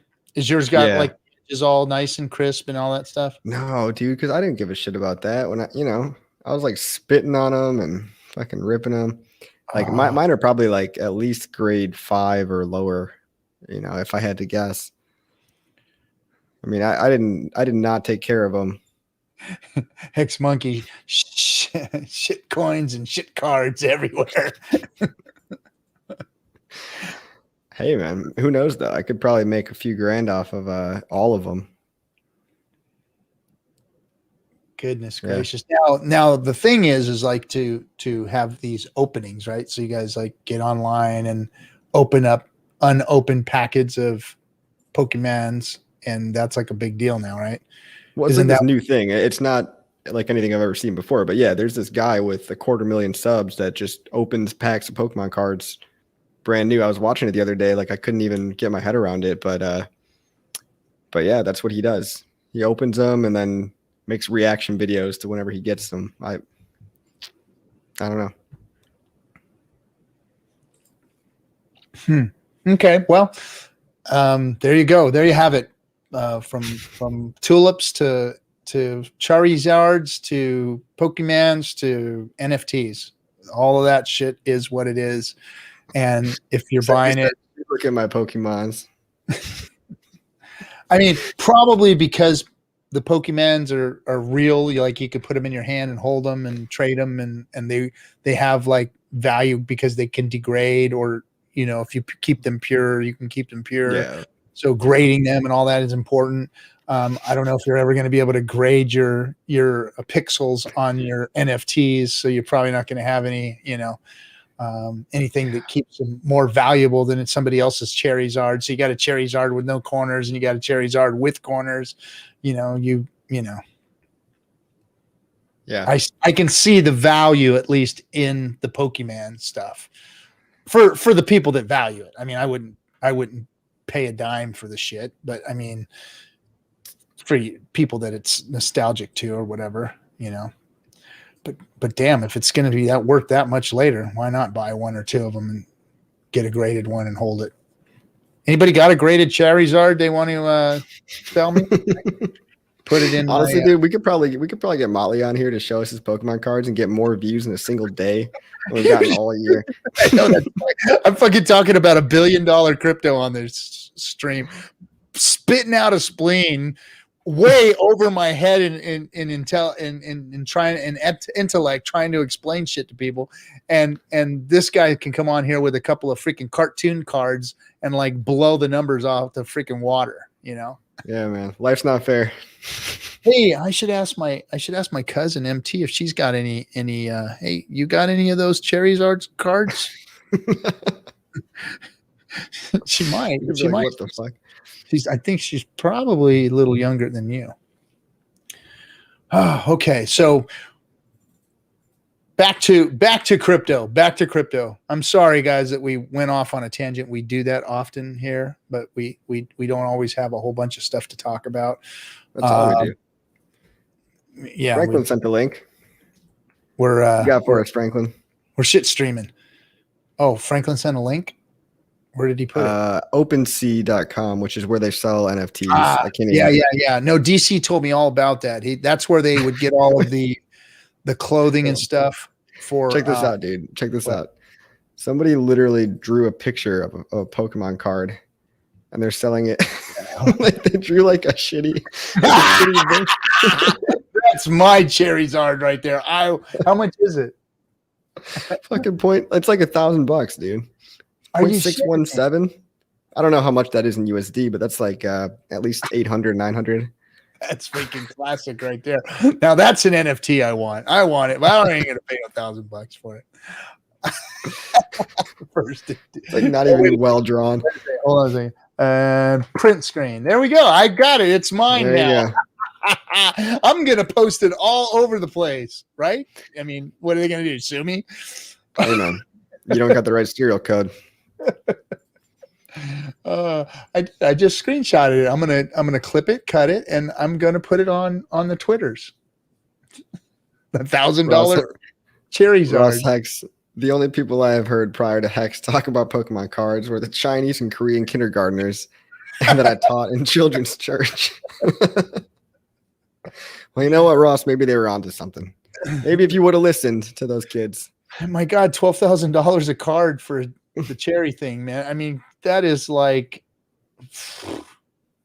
Pokemon streamer has 250K followers and RG3 only has 2K.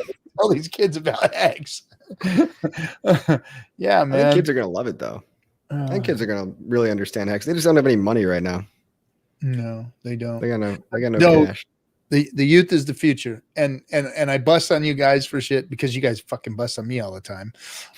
But I mean, I bust on you guys, but I honestly and truly am hoping that you guys can really take this world into the 21st century.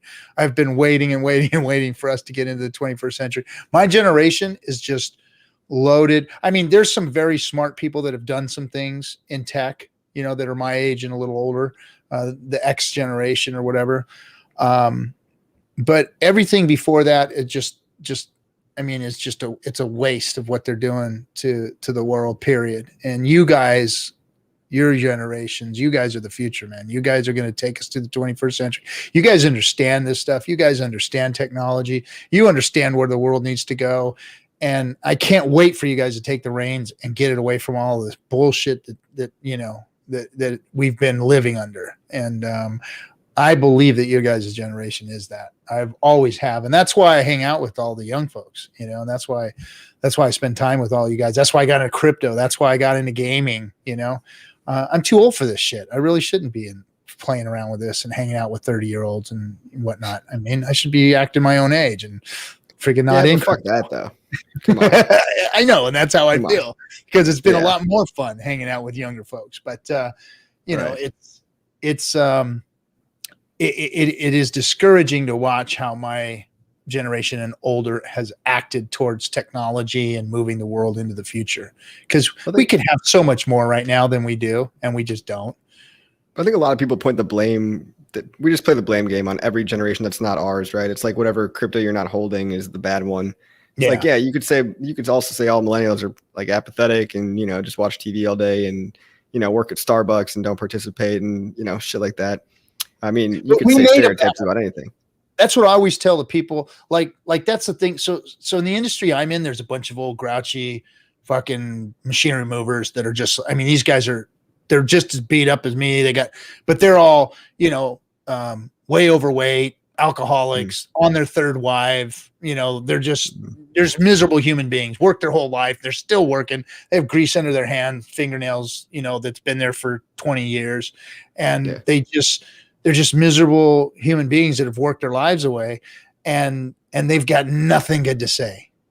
Nothing good to say. It's like, you guys made them that way. These are your kids. These are your grandkids. You guys made them that way by being so fucking rotten. So don't blame them for being who they are. You guys all made them that way. You know, you either over coddled them or you didn't teach them anything because you were too impatient to teach them. You know, that's what I see a lot of especially in the industry I'm in, is these guys are like, oh, back in my day, these motherfucking kids were, and yeah, I mean, the way we got taught, you know, if you did something wrong, somebody was throwing a wood block at you or something like, you stupid motherfucker, what are you doing? God damn it. You know, and in the Marine Corps, they were slapping us around still and, you know, and that kind of shit. So it was a little different in that way, but it wasn't good. It wasn't a good thing, you know? And that's why my generation was like, well, man, we don't need to beat each other anymore. We don't need, you know, we need to be a little more gentle and nicer to everybody. And so a lot of people either coddled them or, you know, they didn't, you know, they didn't respect who they were. And that's what I see a lot in my generation is just, they don't have respect for the youth. And then the youth is the generation that's going to fucking bring us through all this shit, take us into the 21st century, you know? Yeah. We got to get the money though. Like we got to start making some cash, guys. Cause we got to put that all into hacks, crypto. And you know, when you have money, you got power too. So it's like, I'm still out here trying to get rich. I haven't quit my job. You know, eventually I'll come up with an idea to actually start getting some cash flow outside of this whole thing. Yeah, but the world takes a couple different, it takes different types of people. So for instance, I was a hybrid of somebody who was an entrepreneur and a semi-skilled laborer. You know, I mean, I can't say that what I did was very specialized, but it wasn't like something you go to college for. You know, it was like not too many people can do it, but the only way you do it is by going out there and smashing your fingers and sweating and bending over and picking shit up and moving things around and, you know, all that kind of crap. And so there's those people that do the work. And then there's the entrepreneurs who use the smarts, like a Richard. You know, Richard was able to retire in his 20s, I guess, you know, from, you know, going out there and making his way in the world, selling shit to people, you know. And, you know, then and you got to have the people that do the work. If you don't have the people that do the work, you're not going to get the work done, you know? So not everybody can be an entrepreneur. But if you can't, if you are a worker, then always strive to have something on the side. Always strive to make your life better in the future, because even though, like, for instance, my industry was like very, very lucrative as far as, you know, dollar per hour kind of thing. You know, guys in my field, they made pretty good money. But like I said, most of them drank their lives away and went through 3 wives. And that costs a lot of money, by the way. All that stuff costs a lot of money.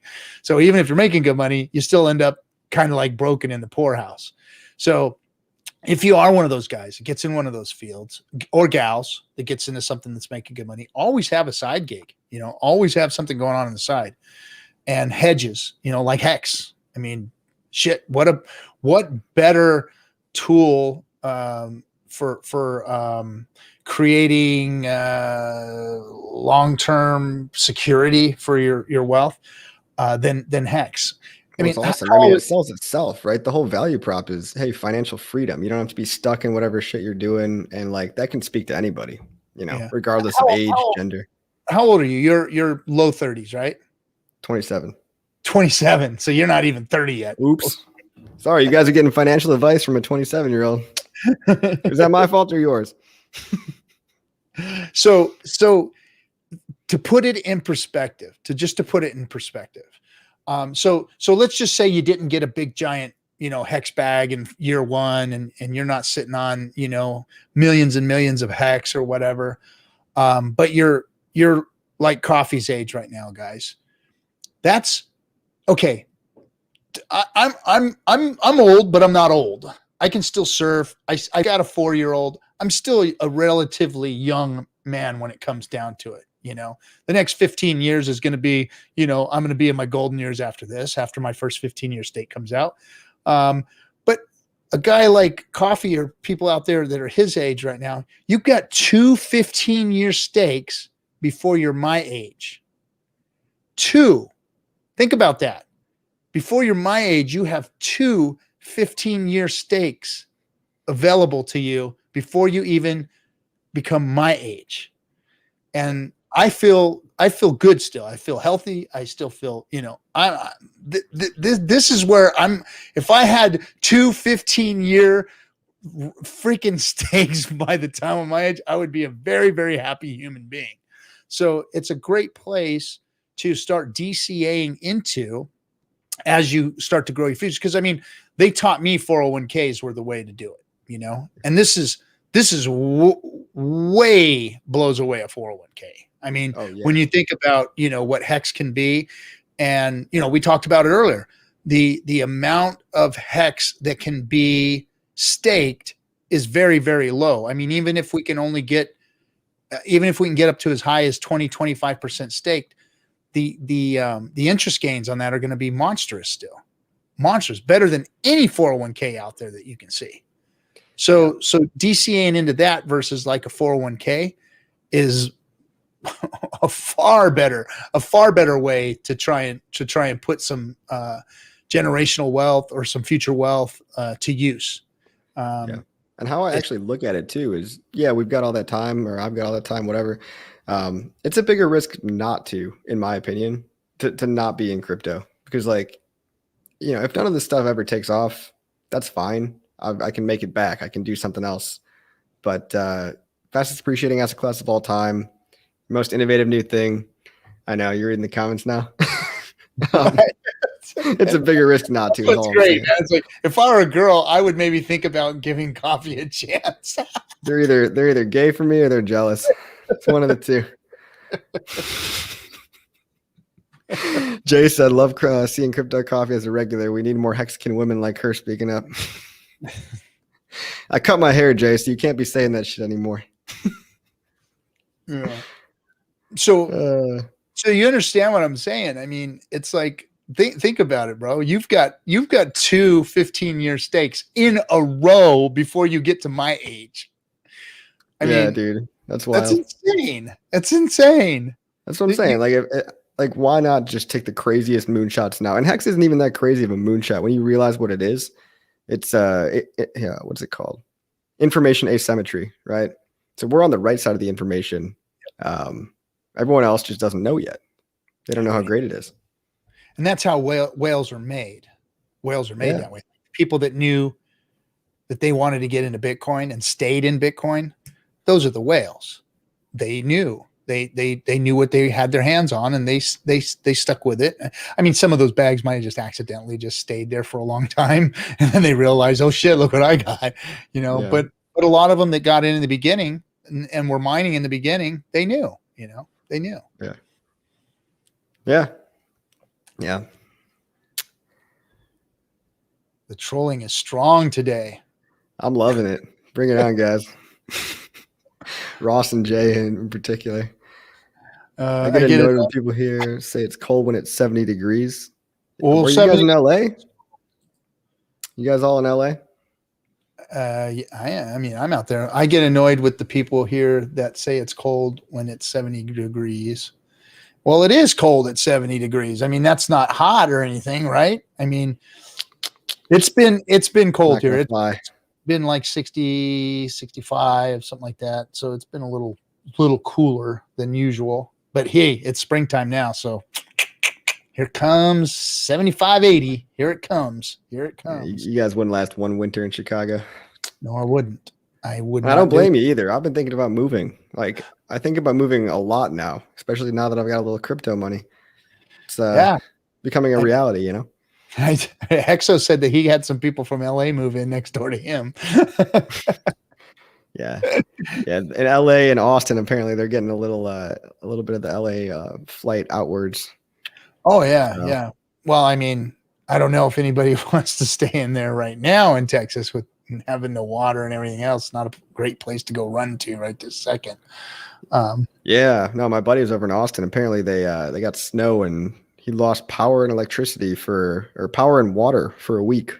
Yeah, that's rough. That's rough. But that's the cost of decentralization. You're responsible for your own shit. So suck it up, buttercup. That's right. that's what Texans are, built on is, hey, we got it the way we want it. So, well, what do you do over there? You get a backup generator, or like how do you handle that? Well, they weren't expecting it. Really, they weren't expecting it. It doesn't get this cold out there, so they didn't winterize a lot of the grid, so there was no, winterization of some of the backup, some of the water. It doesn't do this, it's just one of those freak things.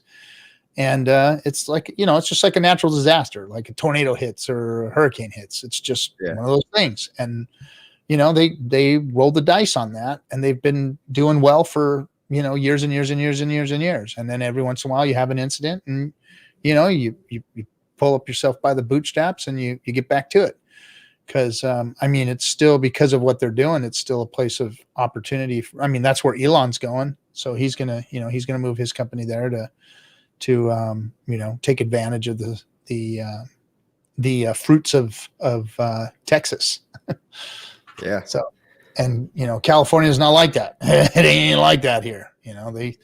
They're very, very regulated, and even though we don't have weather, they're still overregulated. Like, I'm sure that we're winterized on our electrical grid and our water and everything else is, but we don't ever get below, 30 degrees is like a super freezing event. And then, 110 degrees is like over hot. So, Yeah. Franklin says he wants to party in Puerto Rico, though. I'm down for that. Franklin, we're on it, man. We are on it. It's going to happen. That I can see it. It's going to happen. And Hexo made it happen today. What did he say? He said, he made everybody write notes. Did you see his notes? No. Hexo said $2.01 hex and I'm writing it down. So he made everybody write notes, and it said $2.01 hex by December 2021. Jesus. Imagine. Oh yeah, I can imagine. Yeah. I can imagine. Oh yeah. We'll be doing this show from Puerto Rico for Our sure. own private studio. Yep, we are going to put a studio together. That's the plans. There's already a group of them talking about it in the Cutthroats room. We've been talking about putting a studio together and having that operate out of Puerto Rico, having a couple of different studio rooms there, and throwing it down. Sick. Just like a Hex headquarters. Everyone's invited. We got somebody holding it down at any point of the year. Yep. So there's never, there's always someone in there. Oh, It's going to be so sick. Couple badass Ricans out front with some freaking AR-15s holding down the fort. Oh yeah. Right. John McAfee style, dude. Start our little... Make a compound, baby. Don't think I won't. Hell yeah. We found out you can have weapons in Puerto Rico. So they do have the gun availability out there, so you can take weapons. I think it's only certain kinds, though. You can only have certain weapons. Okay, interesting. But, I thought because that was a blocker for somebody, for some people, they didn't want to go if you couldn't have any. Yeah, no, you can, but it's there are certain rules, but nothing over. Nothing any worse than like what we have here in California. So. Free McAfee. Yeah, my dirty uncle, McAfee. Free McAfee. Man. I hope he gets out. I don't know if he's doing so well health-wise, but I really hope he gets out. Yeah, I hope so too. I like that guy. I think he's crazy, but I like him. It's like, how could you not like that? Come on, he's just like the epitome of what crypto stands for. Just total anarchy, just chaos, just pure chaos. Love him, man. Love that guy. Love that guy. He's freaking great. Let's see. You can only take one RPG to PR. Yep. Okay. I can handle just having one there. If I can have one, we'll be okay. It seems like more than enough for me, but yeah, that's okay. To each their own, right? Yep. To each their own. All right, guys. Well, we are coming up on 2 hours, and thanks, Coffee, for coming and hanging out tonight. Appreciate you. I think we're trying to get Rock on the stream. Any of you guys know Rock? Like to have him on. Love to talk to him. I've put some messages out to him. Love to talk to him about what they're doing over there and what their thoughts are and some of the stuff that we talked about today. He's a busy guy, but we do really want him on. Brennan, I don't know if you have the hookup or anybody else. Yep. Yeah. I know Nerd Girl, we're all trying to reach out to him and see if we can get him to come hang out with us. I know he's busy, but maybe he can come hang out with us for a little bit. Let's see. Coffee, RG3, get on Clubhouse. Okay, after the stream, we'll jump on there. Franklin, jump in the room here afterwards so you can direct us. Let me I'll put it in the Cutthroat room. And then maybe if anybody wants to go check it out, oh shit, where's it at? There we go. Put it in there. Jump on the stream, Franklin. And in the green room, we'll talk about it.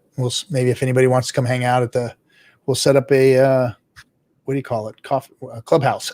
Coffee house. Clubhouse. All right, Coffee, you got anything else, bud? That's it, man. Thanks for having me. Peace out, guys. Appreciate it. All right, man. Folks, we will see you all on Wednesday. And then special guest on Friday. Gonna have a special guest. Crypto person. Good to have. Talk to you guys later. Have a good one. Bye.